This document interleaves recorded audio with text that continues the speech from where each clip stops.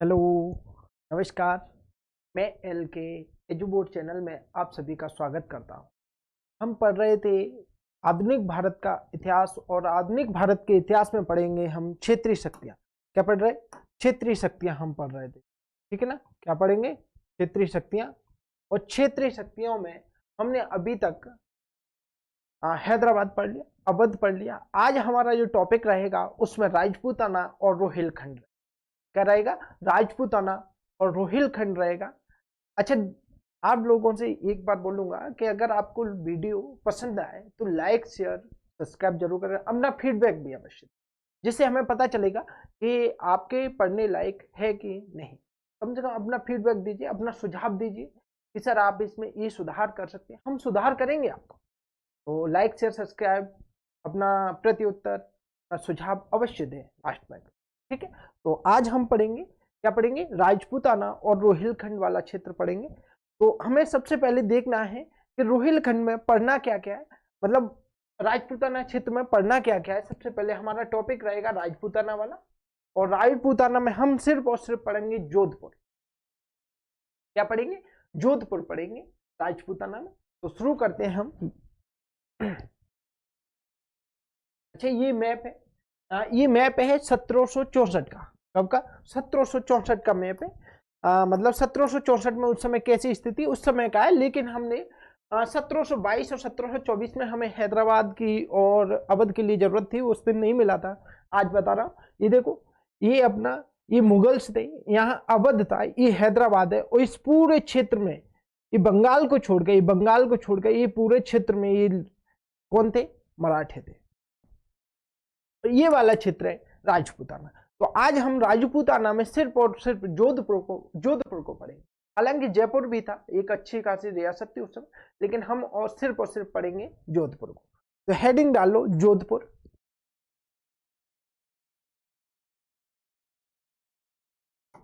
Heading डाल लो जोधपुर। दिख रहा है ना सब? जोधपुर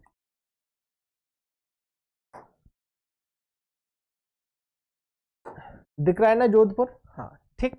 चलो अपन इसके बारे में लिखते हैं थोड़ा सा। राजपूताना वाला क्षेत्र है, और इसमें हम ये राजपूताना वाला 1764 का मैप है उस समय का। लेकिन अपन पढ़ रहे हैं उस समय स्वतंत्र राज्य की स्थापना। जैसे क्या होता है कि 1707 में औरंगजेब की मृत्यु हो जाती है, उसके बाद यहाँ के शासक अपने आप को स्वतंत्र घोषित कर लेते हैं, मतलब लौट के पुनः आ जाते हैं। तो अपन इसके बारे में लिखते हैं थोड़ा सा कि औरंगजेब की मृत्यु के बाद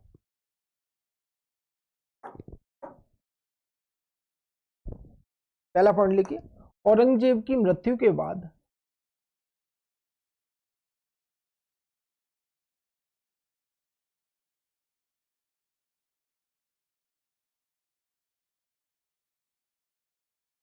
मृत्यु के बाद 1708 में अजीत सिंह, 1708 में अजीत सिंह, कौन? अजीत सिंह। अजीत सिंह किसके पुत्र थे?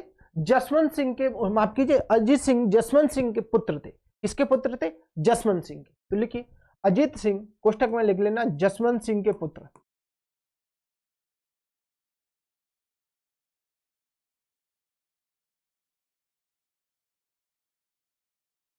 ठीक है ना।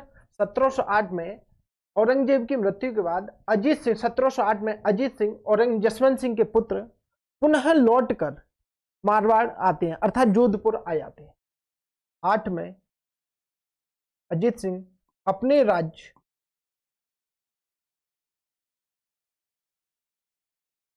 जोधपुर आ जाते हैं।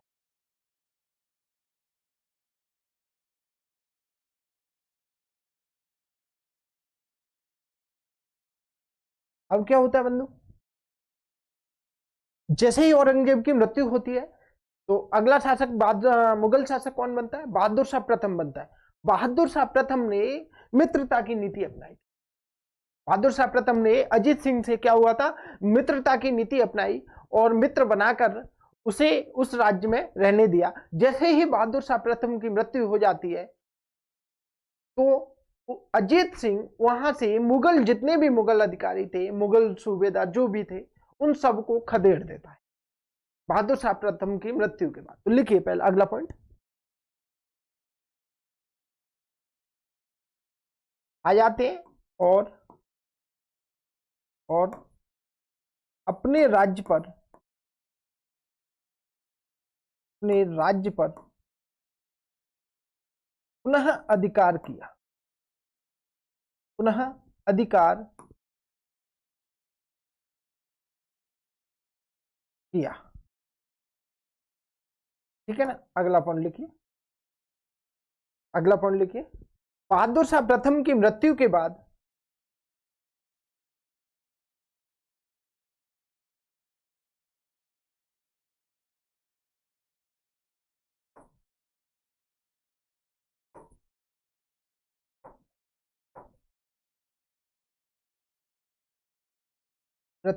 बाद अजीत सिंह ने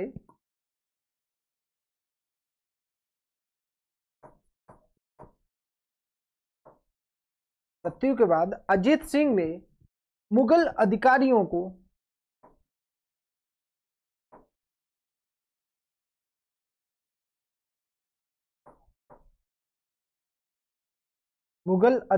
को जोधपुर से बाहर कर दिया,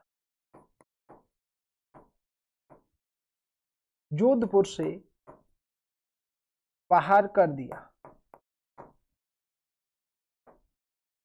कब? 1712 में बहादुर शाह प्रथम की मृत्यु हो जाती है। एक साल के लिए लंपट मूर्ख जहांदर शाह शासक बनता है और फिर 13 में वो भी हटा दिया जाता है, फिर फर्रुखसियर बन जाते हैं। तो क्या होता है, जब बहादुर शाह प्रथम की मृत्यु हो जाती है तो मुगल अधिकारियों को जोधपुर से बाहर निकाल देते हैं। कौन? अजीत सिंह जोधपुर से बाहर निकाल देते हैं। अगली स्लाइड पे आ जाइए, अगला पॉइंट लिखिए, कालांतर में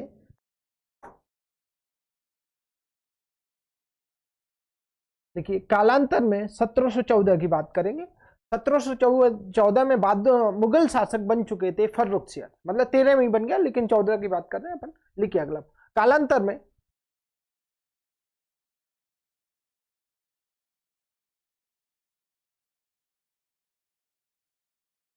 पुस्तक में लिख लेना 1714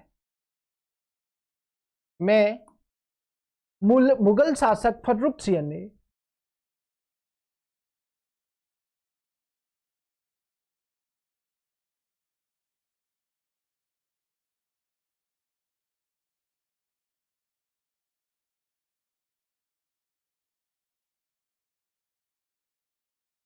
मुगल शासक फर्रुखसियर ने हुसैन खां के नेतृत्व में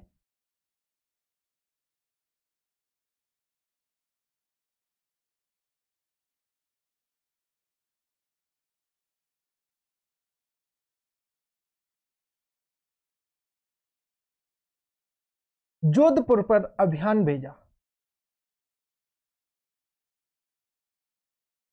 जोधपुर पर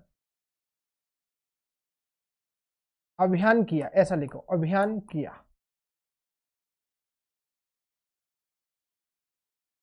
कब? 1714 में।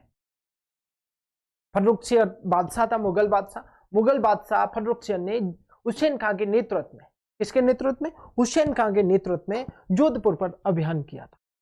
ठीक है, जोधपुर पर अभियान किया। अब क्या होता है, जोधपुर पर अभियान कर लेता है तो अजीत सिंह हुसैन खां से संधि कर लेता है, और संधि करता है तो उसमें कुछ संधि की शर्तें होती हैं, जैसे कि अजीत सिंह अपनी बेटी का विवाह फर्रुखसियर से करेगा, और अजीत सिंह ठट्टा का गवर्नर बनकर जाएगा, ठट्टा का गवर्नर बनकर जाएगा। लेकिन उसने ये भी बोला कि कुछ साल बाद मैं मालवा और गुजरात का गवर्नर बनूंगा। ठीक है, तो अगला पॉइंट लिखते हैं अपन, अजीत सिंह ने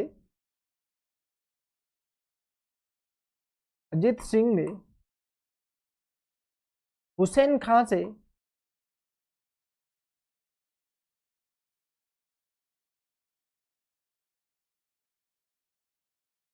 संधि कर ली, हुसैन खां से संधि कर ली, ठीक है ना। अजीत सिंह ने हुसैन खान से संधि कर ली। अगला पॉइंट लिखिए, संधि कर ली। इस संधि के मुख्य प्रावधान इस प्रकार है। इस संधि के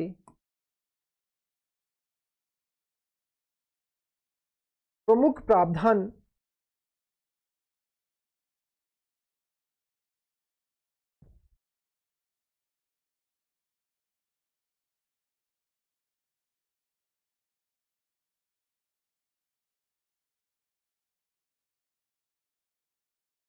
इस प्रकार है।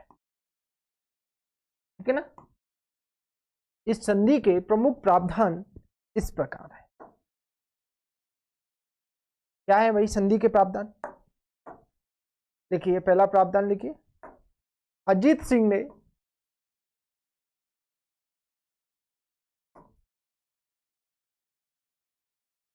ठट्टा का गवर्नर बनना स्वीकारा। ठट्टा का गवर्नर या सूबेदार बोल सकते हैं, सूबेदार बनना स्वीकारा।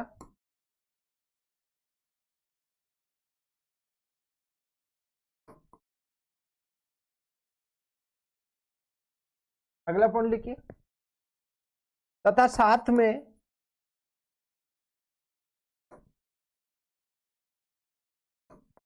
यह भी प्रावधान किया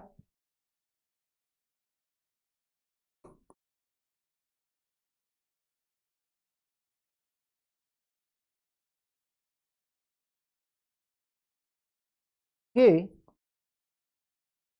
कुछ समय बाद कुछ समय बाद कुछ समय बाद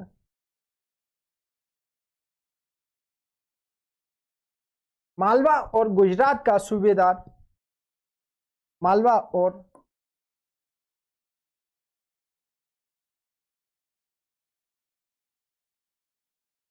गुजरात की सूबेदारी दी जाएगी।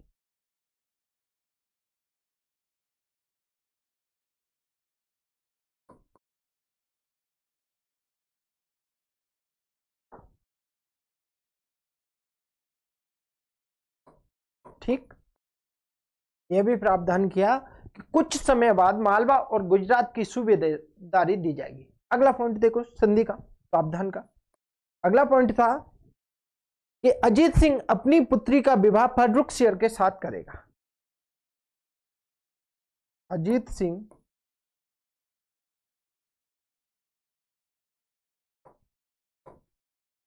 अपनी पुत्री का विवाह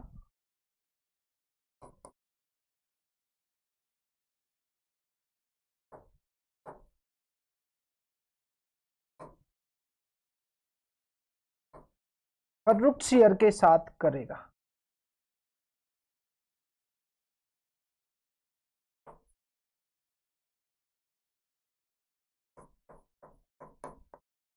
ठीक है ना। यह भी प्रावधान किया कि अजीत सिंह अपनी पुत्री का विवाह किसके साथ करेगा? फर्रुख सियर के साथ करेगा।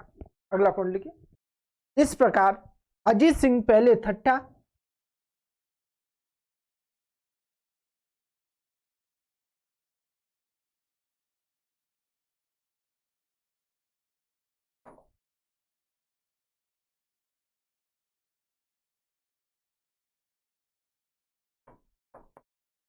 पहले ठट्टा और बाद में मालवा गुजरात का सूबेदार बना। मालवा वो गुजरात का सूबेदार बना।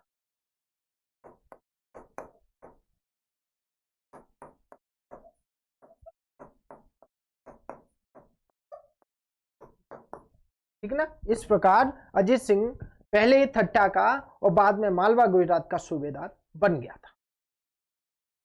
ठीक है, आगे बढ़े, चलो आगे बढ़ते हैं। अगला पॉइंट लिखिए, कालांतर में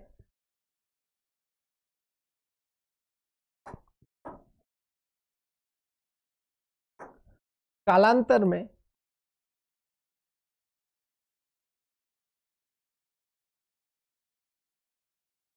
मुगल दरबार में हुए षड्यंत्रों में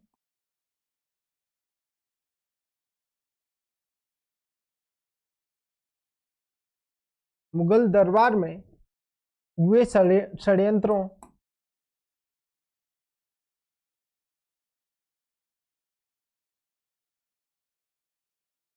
में सैयद बंधुओं का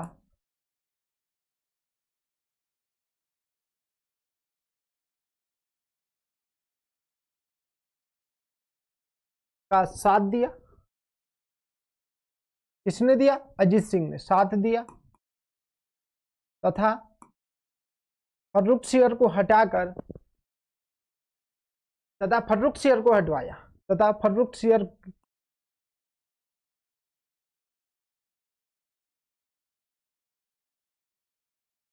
को हटाया।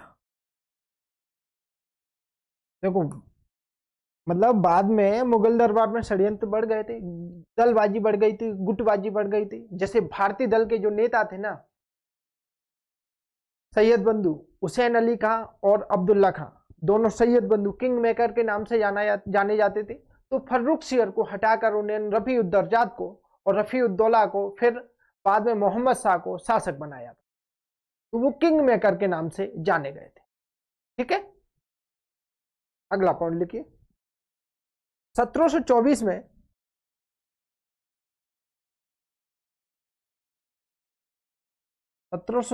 में अजीत सिंह की मृत्यु हो गई। अजीत सिंह की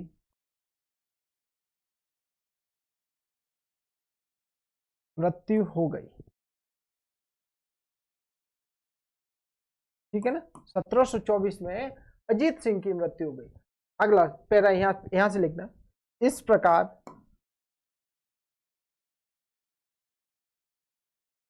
जोधपुर में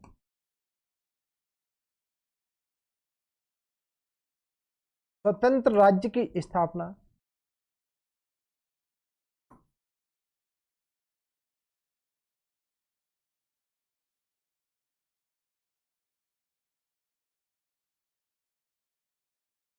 अजीत सिंह द्वारा की गई थी।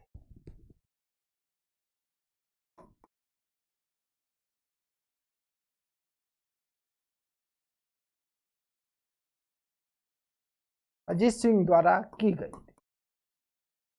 ठीक, इस प्रकार जोधपुर में स्वतंत्र राज्य की स्थापना किसके द्वारा की गई? अजीत सिंह के द्वारा। एक सेकेंड।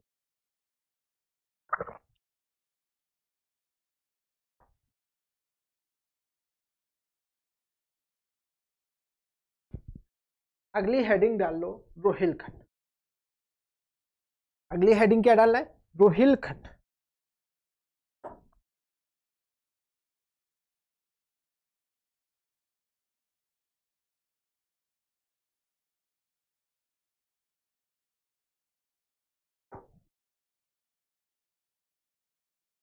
रोहिलखंड में हमें क्या क्या पढ़ना है देख लेते हैं।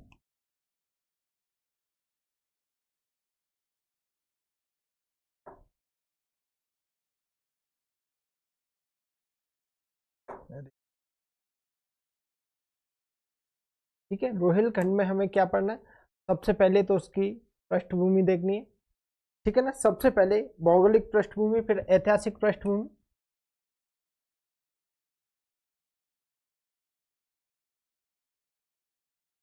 सबसे पहले भौगोलिक, उसके बाद ऐतिहासिक, और उसके बाद हम रोहिलखंड का विलय। ठीक है, तो लिखिए सबसे पहले तो भौगोलिक पृष्ठभूमि।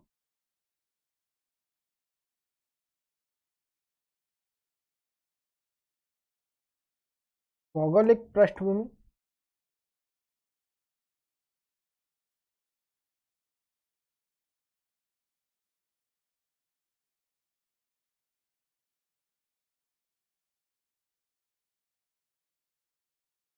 उसके बाद लिखिए ऐतिहासिक पृष्ठभूमि।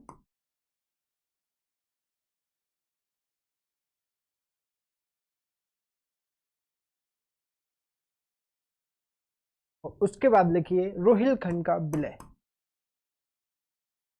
रोहिलखंड का विलय। ठीक, रोहिलखंड का विलय। तो अपन ने लिखनी है भौगोलिक पृष्ठभूमि, और भौगोलिक पृष्ठभूमि देखते हैं। सबसे पहले हम यही देखेंगे भौगोलिक पृष्ठभूमि।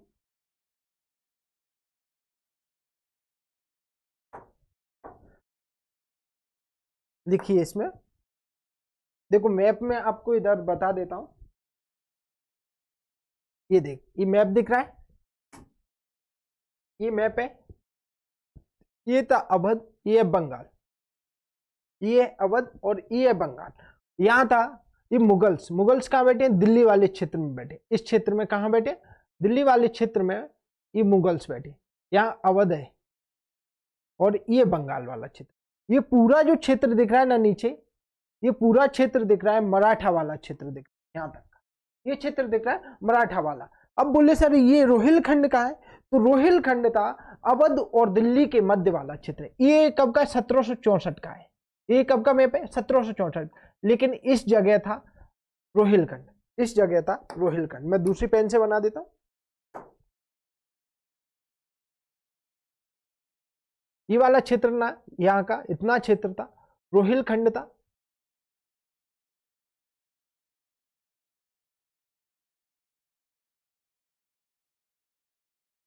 रोहिलखंड बाकी तो ये लिखा ही है, अवध, अवध वाला क्षेत्र दिल्ली वाला, ये सिख वाला, ये मराठा राजपूताना, ये मराठा, ये बंगाल, तो ये क्षेत्र है। ठीक है, तो रोहिलखंड वाला क्षेत्र है, रोहिलखंड में अपन ने देखना है। ठीक है, तो आगे अपन चलते हैं। हमें लिखना है भौगोलिक पृष्ठभूमि, और भौगोलिक पृष्ठभूमि हम पहला पॉइंट लिखेंगे। लिखिए, गंगा, गंगा मैदान के उत्तरी भागों में,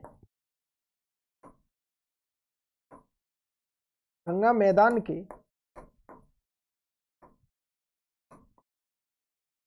उत्तरी भागों में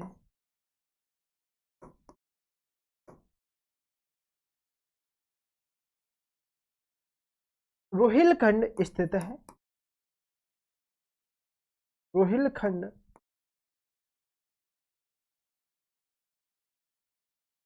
स्थित है। ठीक है, कहां? गंगा मैदान के उत्तरी भागों में बात करें। ठीक है ना, अगला पॉइंट लिखिए, दिल्ली और अवध के क्षेत्रों के मध्य वाला क्षेत्र, दिल्ली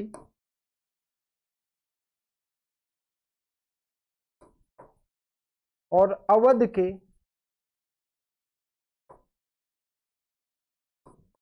मध्य क्षेत्र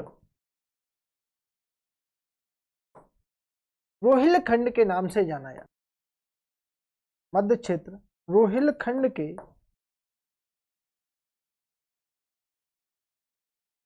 नाम से जाना जाता था।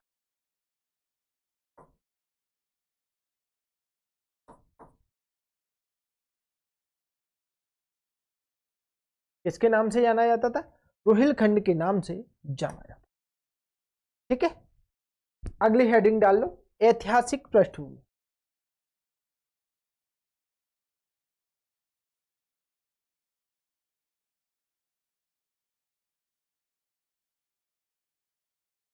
ऐतिहासिक पृष्ठभूमि।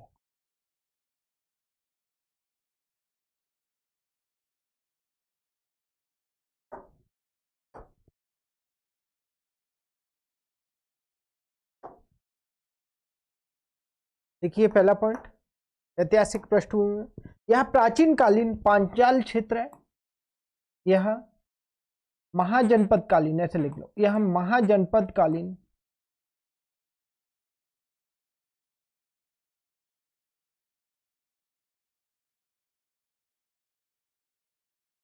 पांचाल क्षेत्र है।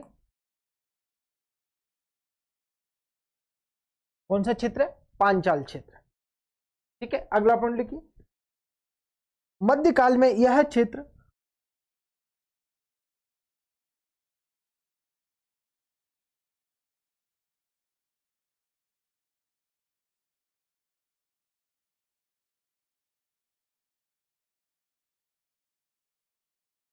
यह क्षेत्र कटेहर राजपूतों के अधीन था।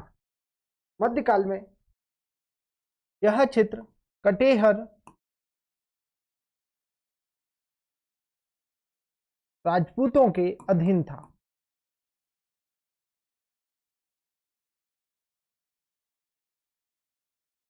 कहां था? कटिहार राजपूतों के अधीन रहा था मध्यकाल की बात करें। अगला पॉइंट लिखिए,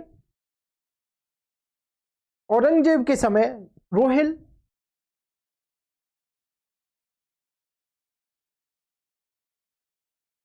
औरंगजेब के समय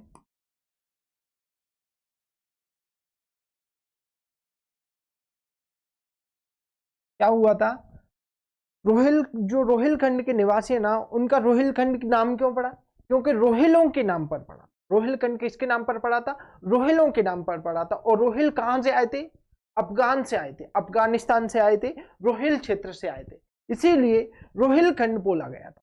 कालांतर में उसका नाम रोहिलखंड पड़ गया। ठीक है, दाऊद खां के नेतृत्व में औरंगजेब के समय दाऊद खां ने अभियान किया था, और दाऊद खान ने अभियान किया तो कटिहार राजपूतों से यह क्षेत्र जीत लिया, और रोहिलों में बहुत सारे राजपूत आकर बस गए थे। औरंगजेब इस बात से खुश हुआ, और उन्होंने ये क्षेत्र और रोहिलों को दे दिया था। किसके लिए दे दिया, कटिहार क्षेत्र किसके लिए दे दिया, रोहिलों के लिए दे दिया था। तो आगे लिखिए, औरंगजेब के समय रोहिल कहां के निवासी थे, पख्तून अफगानिस्तान के, पख्तून प्रांत अफगानिस्तान के। ठीक है ना, औरंगजेब के समय लिखना तो माफ कीजिए,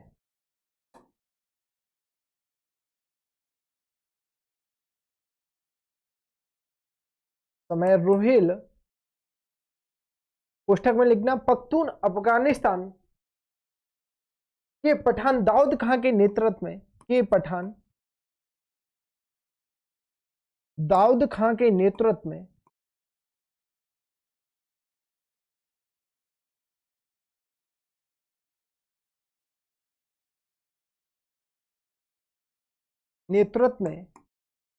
कटिहार क्षेत्र पर, कटिहार राजपूतों का दमन कर, या कटिहार क्षेत्र पर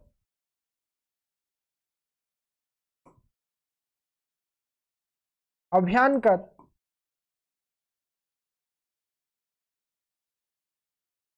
राजपूतों का दमन किया।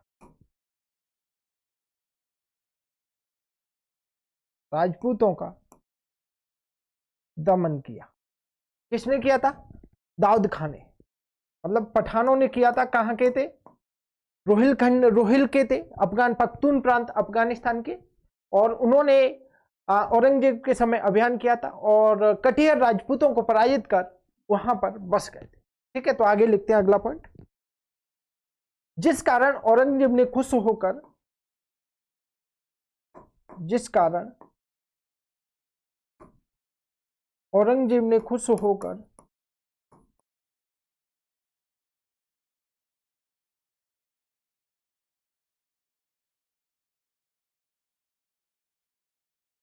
कटिहार क्षेत्र दाऊद खां को दे दिया।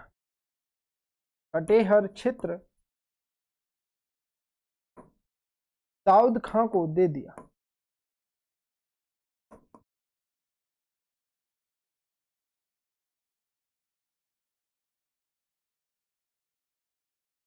किसको दिया, दाऊद खां को दे दिया। ठीक है ना, इस कारण औरंगजेब ने खुश होकर कटिहार क्षेत्र किसको दे दिया, दाऊद खां को। आगे बढ़े, समझ में आ रहा है, चलो। रोहिलों की सैन्य कुशलता से प्रभावित होकर, अगला पॉइंट लिखिए, रोहिलों की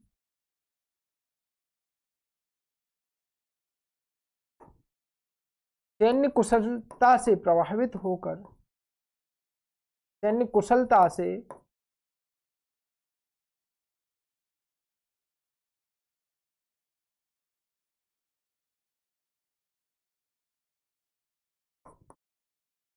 प्रभावित होकर औरंगजेब ने 20,000 पठानों को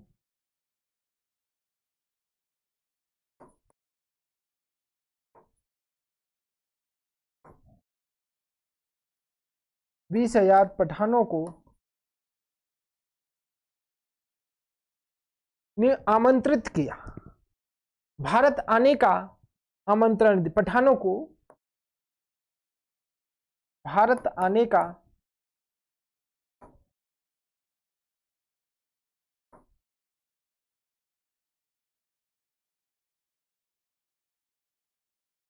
आमंत्रण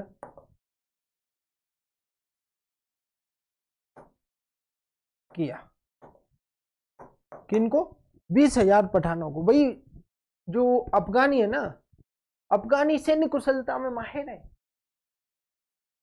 उन्हें आज से नहीं, प्राचीन काल से देख लो, अफगान को आज तक कोई अपने बस में नहीं कर पाया है।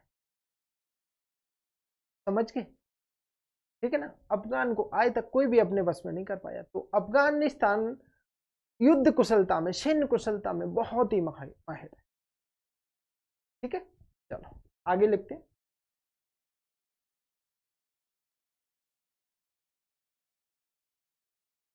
पहला पॉइंट, अगला पॉइंट लिखिए। जिस कारण कई पठान जातियां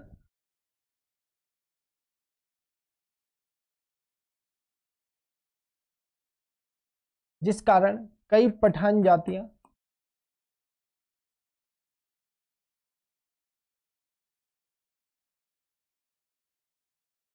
जैसे यूसुफजई, जैसे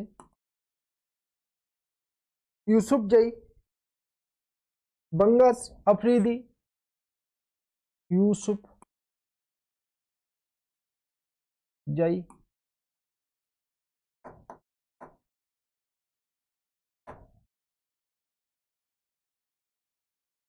वंगस अफरीदी,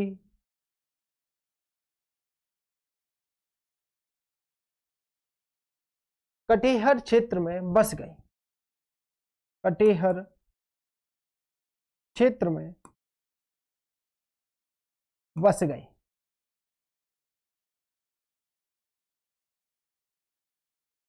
ठीक है ना। औरंगजेब ने सबको आमंत्रण किया, बोले आइए। उनकी सैन्य कुशलता से प्रभावित थे, अपनी सेना में भर्ती किया पठानों को। और कहां बस गई थी? कटिहार क्षेत्र में बस गई थी।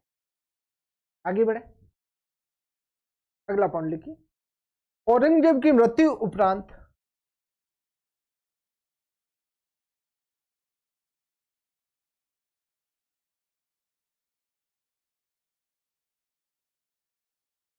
औरंगजेब की मृत्यु उपरांत कटिहार क्षेत्र दाऊद खां के नेतृत्व में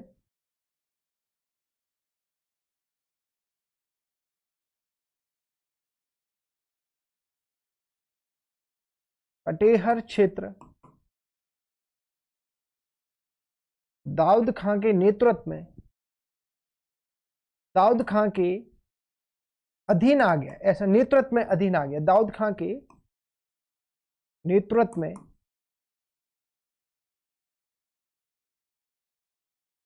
अधीन, पठानों के अधीन आ गया। ठीक है ना, पठानों के अधीन आ गया।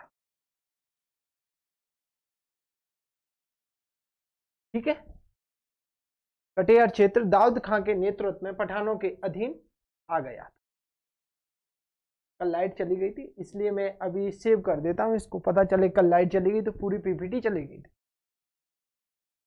ठीक है, चलो अगला पॉइंट लिखते हैं अपन। 1731 में दाऊद खां की मृत्यु हो जाती है। 1721 में दाऊद खां की मृत्यु उपरांत रोहिल का नेतृत्व पुत्र अली मोहम्मद खान ने किया था। ऐसा लिखिए, 1731 में 21 में दाऊद खां की मृत्यु उपरांत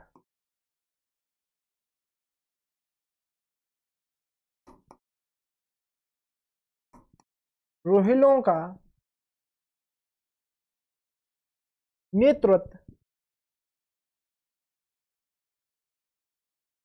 पुत्र अली मोहम्मद खान ने किया। नेतृत्व पुत्र अली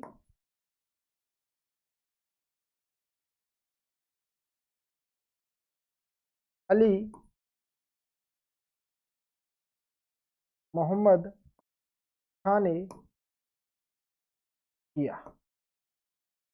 मतलब 1721 में, 21 की बात करें, दाऊद खान की मृत्यु हो जाती है। और अब नेतृत्व रोहिलों का कौन करेगा?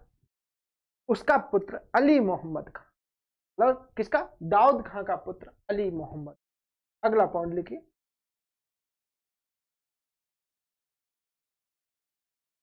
जिसने मुगल शासक ने किया, अगला पॉइंट लिखिए, अली मोहम्मद खान ने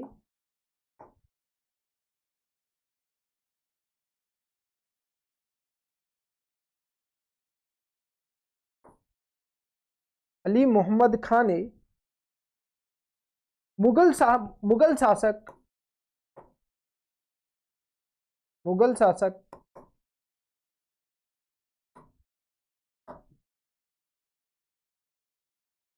मोहम्मद शाह के लिए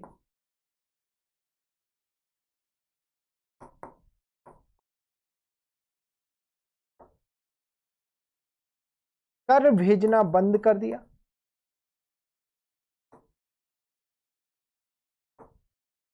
दिया। इसके लिए मोहम्मद शाह रंगीला, मतलब उस समय दिल्ली का मुगल शासक कौन था? मोहम्मद शाह था, और उसने दिल्ली के शासक को कर भेजना बंद कर दिया।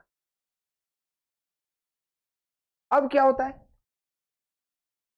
उस समय अवध का नवाब था सफदरजंग। अली मोहम्मद खान ना, ये लगभग 1748 तक रहता है, और उस समय अवध का नवाब 1739 में आसफ सआदत खान की मृत्यु के बाद अवध का नवाब बन गया था सफदरजंग। कौन बना था? सफदरजंग। तो अब क्या वो बीच में बैठा था, दिल्ली और अवध के बीच में। कौन? रोहिलखंड अली मोहम्मद का दिल्ली और अवध के बीच में स्थिति में बैठा था। तो सफदरजंग को इसका खतरा नजर आने लगा, तो उसने, सफदरजंग ने मोहम्मद शाह को इस खतरे से आगाह किया, और मोहम्मद शाह ने इस पर अभियान किया। लिखते हैं इस कहानी को।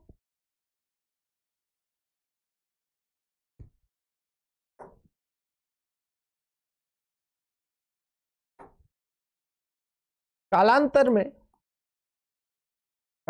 में अवध के नवाब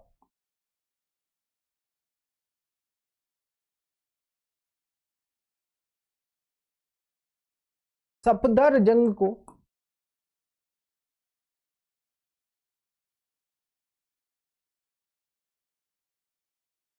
खतरा नजर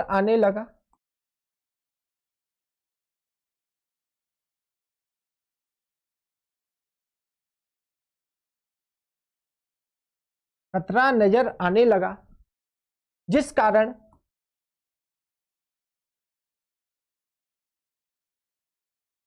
सफदरजंग ने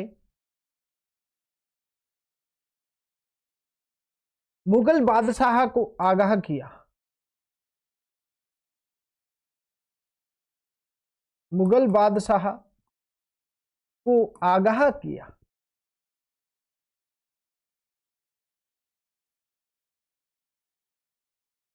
ठीक है ना? मुगल बादशाह को आगाह किया था। अगला पॉइंट लिखिए।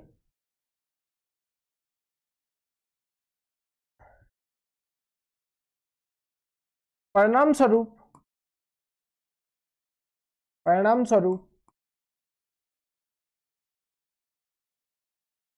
मुगल बादशाह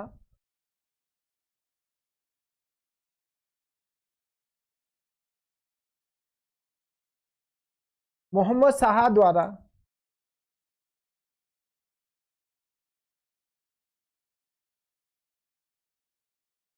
मुगल बादशाह मोहम्मद शाह द्वारा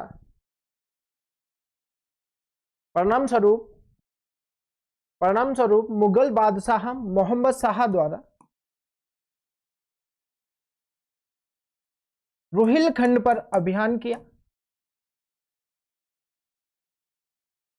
रोहिलखंड पर अभियान किया।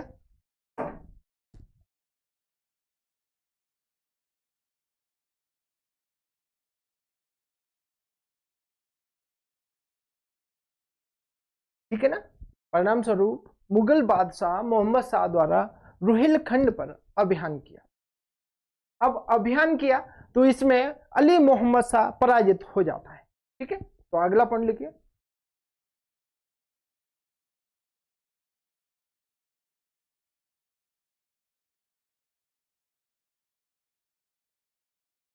किया जिस अभियान में, ऐसा लिखिए, इस अभियान में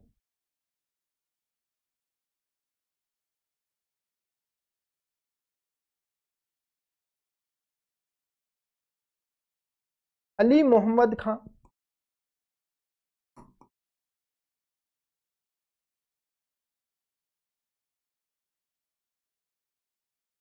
पराजित हुआ,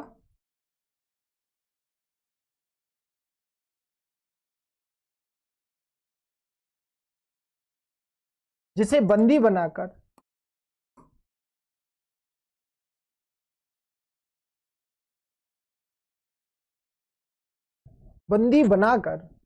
मोहम्मद शाह के समक्ष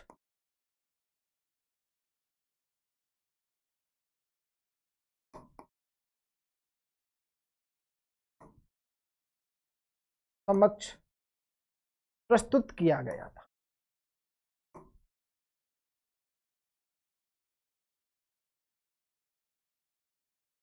ठीक है ना, इस अभियान में अली मोहम्मद खां पराजित हुआ, जिसे बंदी बनाकर मोहम्मद शाह कौन था? दिल्ली का बादशाह, मतलब मुगल बादशाह था इस तात्कालिक बात के समक्ष प्रस्तुत किया गया। किसको? अली मोहम्मद खां रोहिल को। अगला पॉइंट लिखिए। मुगल शासक मोहम्मद शाह द्वारा मुगल शासक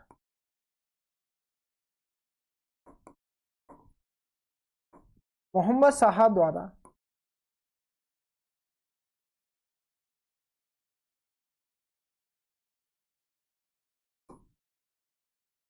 मुगल शासक मोहम्मद शाह द्वारा अली मोहम्मद खां को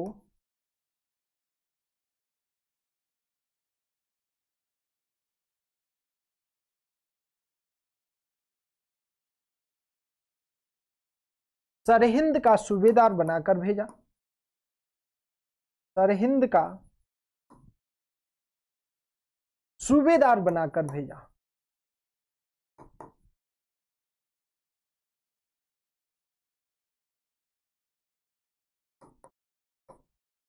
ठीक है ना, सरहिंद का सूबेदार बनाकर भेजा। किसको? अली मोहम्मद खां को।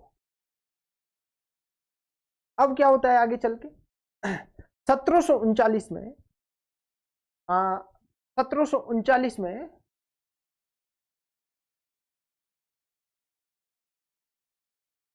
नादिर शाह का आक्रमण होता है, और उस नादिर शाह के आक्रमण के समय जो अव्यवस्था फैली थी, नादिर शाह के आक्रमण के समय जो अव्यवस्था फैल गई थी, उस समय अली मोहम्मद का पुनः रोहिल आ जाता है और वहां आकर बस जाता है। ठीक है, तो लिखते हैं अगला पॉइंट। नादिर शाह के आक्रमण के समय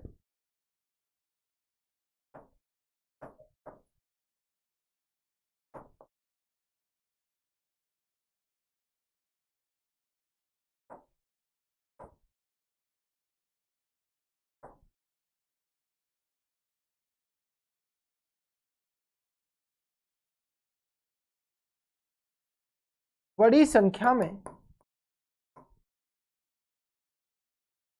रोहिल, ऐसा लिखिए, पठान, बड़ी संख्या में पठान रोहिलखंड आकर बस गए या कटिहार क्षेत्र आकर बस गए।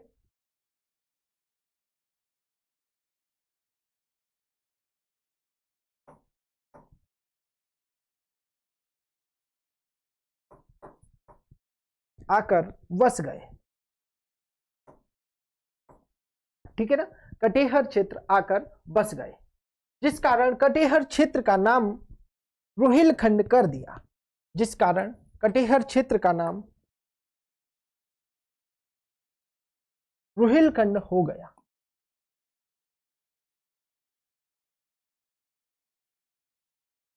जिस कारण कटिहार क्षेत्र का नाम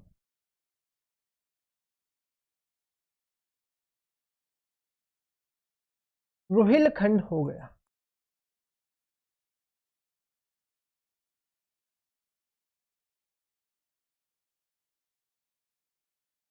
क्या हो गया, रोहिलखंड हो गया था। कटिहार क्षेत्र का नाम क्या हो गया, रोहिलखंड। इस प्रकार अगला अब लिखिए, इस प्रकार रोहिलखंड में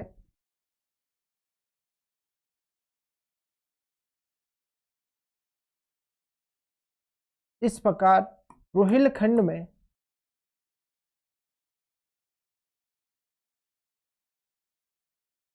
स्वतंत्र सत्ता स्थापित हुई।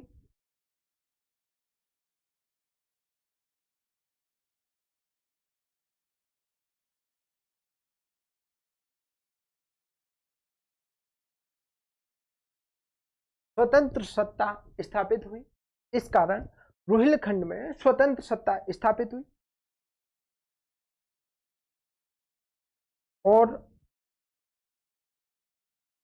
और इस सत्ता का संस्थापक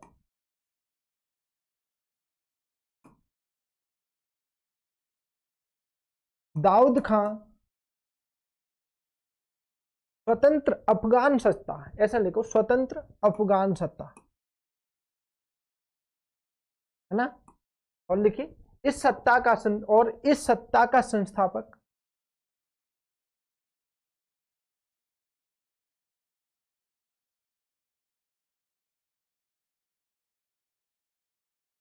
दाऊद खां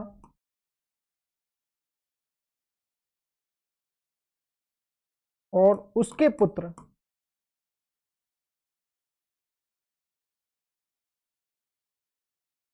अली मोहम्मद खां को माना जाता है।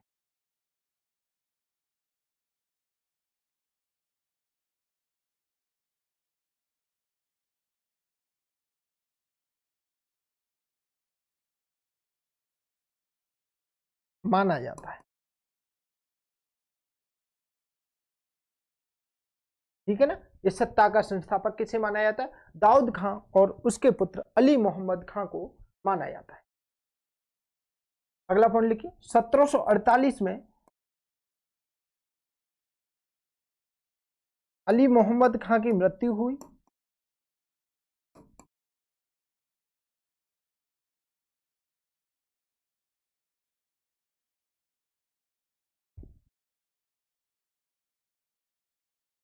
अली मोहम्मद खां की मृत्यु हो गई।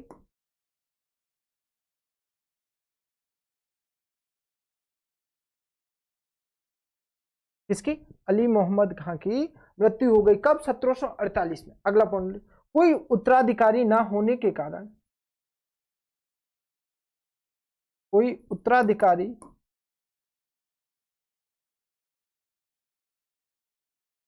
ना होने के कारण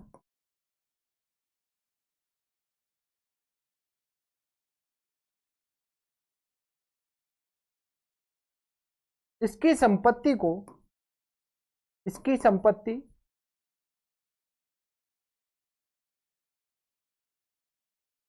तीन भागों में बांट दी गई। तीन भागों में बांटी गई। कितने भागों में, मतलब इसकी संपत्ति के तीन हिस्से हुए थे। कितने हुए, तीन हिस्से हुए थे। और कौन कौन से हिस्से हुए वो हम लिख लेते हैं। नंबर एक, नाजिब उद्दौला, नाजिब उद्दौला।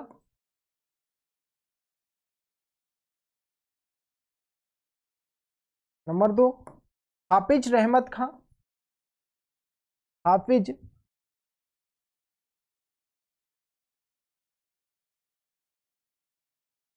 रहमत खां, हाफिज रहमत खां। नंबर तीन, ढूंढे खां। ठीक है, इस तरह इसकी संपत्ति का तीन भागों में बंटवारा कर दिया। अब क्या होता है, अवध के प्रयास रहेंगे, आगे इसको हम विलय करेंगे ना, तो अवध क्या करेगा, सफदरजंग के उस समय अवध का शासक बन चुका सफदरजंग, वो क्या प्रयास करेगा इस रोहिलखंड को समाप्त करने में, तो वो हम अगली क्लास में देखेंगे। हेडिंग रहेगी अगली हमारी, अवध के प्रयास,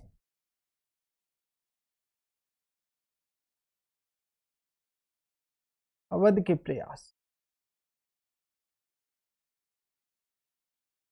ठीक है। अवध क्या क्या प्रयास करता है रोहिलखंड को समाप्त करने में, वो हमारी क्लास कल रहेगी। तो मिलते हैं कल। जाने से पहले लाइक शेयर सब्सक्राइब करना ना भूलें। जय हिंद जय भारत, मिलते हैं कल।